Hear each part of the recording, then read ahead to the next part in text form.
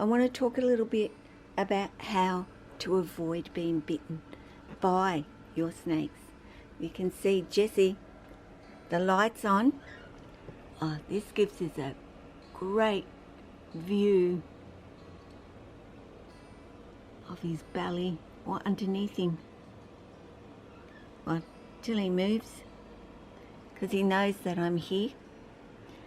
And that's a point to make. Jesse knows right now that I'm here. You have to give your snakes a chance to know that you're around them, and yeah, they can think that. They can take that in and know, okay, there's Mum. My next thing with Jesse is to slowly open the door for Jesse. You know, if I tend to swing that door open fast, yeah, there is every possibility that Jesse might be thinking he's going to get a meal.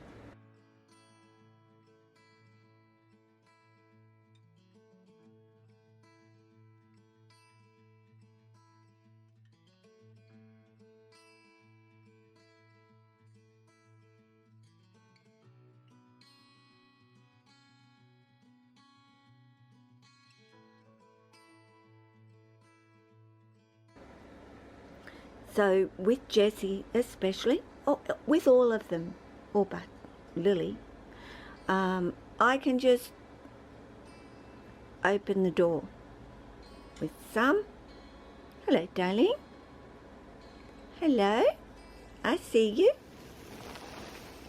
Okay, he's going to use the camera as a bit of support here.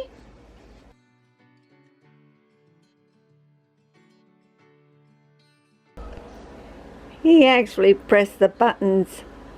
He's got so much weight.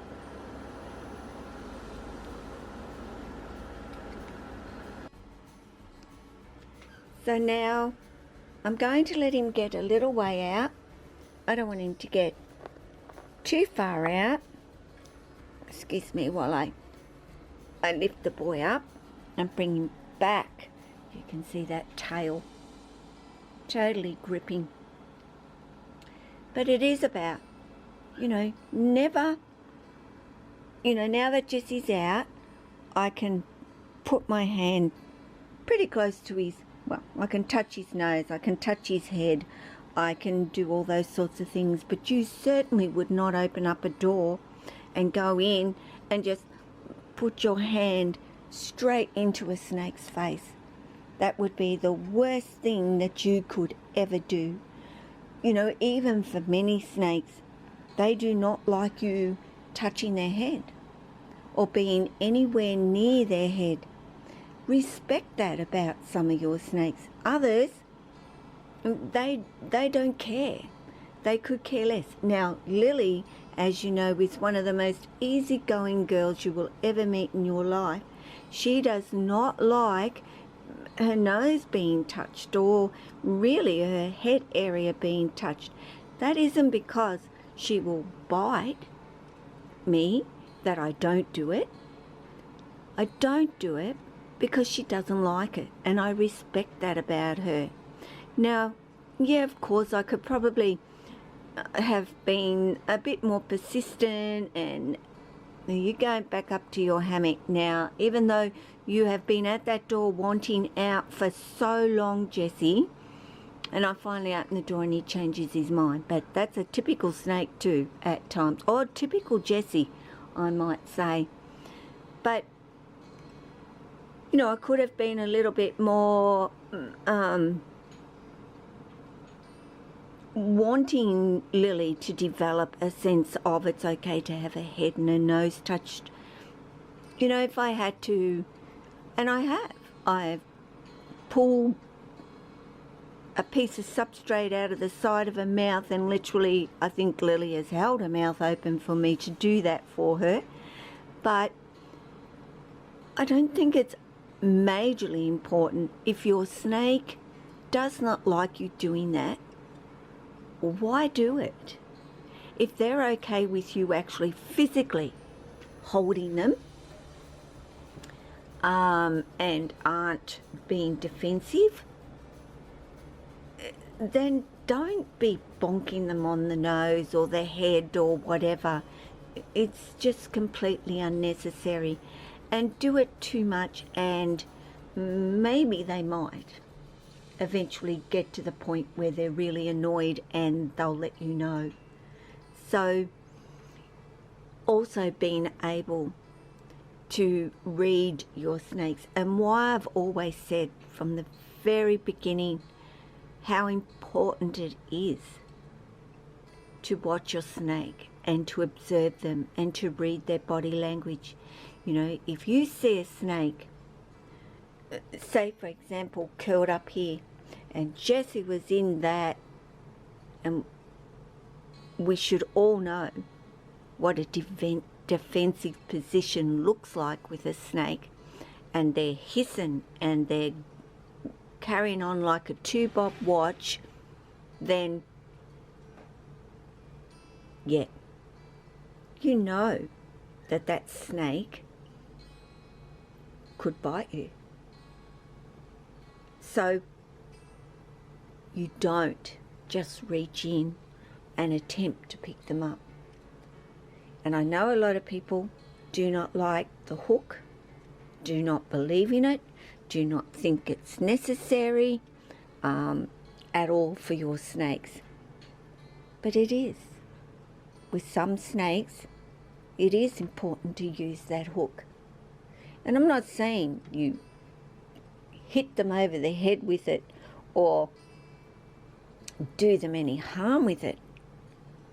But sometimes, with Tessa for example, I need to redirect her attention away from me.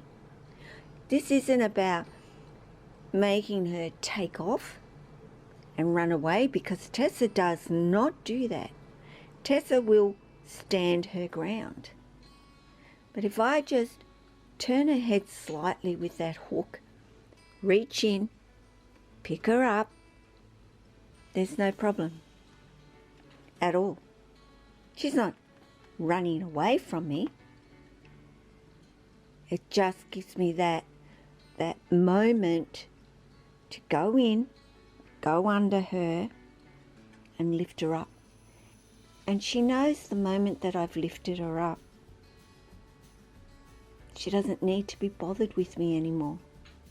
It's almost, you know, like a little bit of who's going to win, me or her. Is she going to just give up on me and walk away, or is she going to actually physically get me out today? And once she knows that I'm getting her out, that's it. It's that defensiveness has gone from Tessa. So if you need to use a hook, don't let anybody ever tell you you don't need to do that. Sometimes we do, because every snake is different. They are all very different. I don't have to, you won't fit through that little bit of a gap there, Jessie. Every snake is different, and they don't know your snakes at all, but you do. So yeah, pick up the hook if you need to. It is just about redirecting, taking their focus off you and getting them looking somewhere else while you just go in and pick them up. As soon as I've got my hand on Tessa, that hook's gone. I don't use it. Oh, you're such a wonky boy. You're such a wonky boy, Jessie. You really are. You know, I don't use it to lift my snakes out. I don't need to use it to lift them out. And I couldn't. Tessa is just way too heavy to use any hook with to get her out. And Jessie too. They're too long, they're too heavy, and it wouldn't be very safe to hook them and actually lift them out at all, and I'm not strong enough to do it. So I guess to end and to sum it all up, is about reading your snakes, their behaviours, how they act. You get to know them better than anybody. You can read them, but don't be stupid about it.